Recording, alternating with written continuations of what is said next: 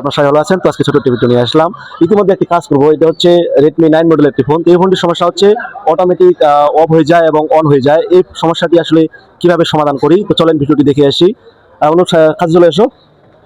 তো আমরা এখন দেখতে পাচ্ছি সেটটি রান আছে। এখন কিছুক্ষণ চালানোর পরে সেটটি অটোমেটিক অফ হয়ে যাবে।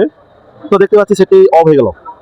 এই যে লেখাটি আসে আবার চলে যায়, এই সমস্যাটি আসলে কিভাবে কাজটা সাকসেস করি সে বিষয় নিয়ে আজকে আপনার সাথে শেয়ার করব। তো চলেন এখন আমি সেটটি খুলবো।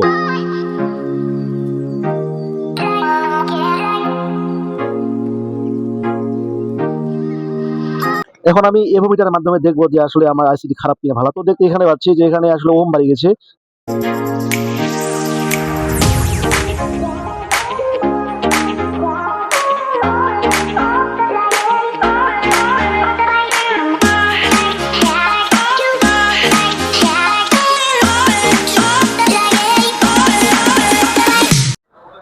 তো দেখতে পাচ্ছেন আমি পরিপূর্ণ কাজটা করে দিলাম। অনেকে টেকনিশিয়ান রয়েছে এটা আসলে জাম্পার করে দেয়। জাম্পার করে দিলে এটা কি হয়, এটা হচ্ছে 3 মাস 2 মাস পরে ব্যাটারিটা অটোমেটিক টেম্পারেচার কমে যায়, বা অনেকে আছে ব্যাটারি ফুলে যায়, চার্জ টিকে না।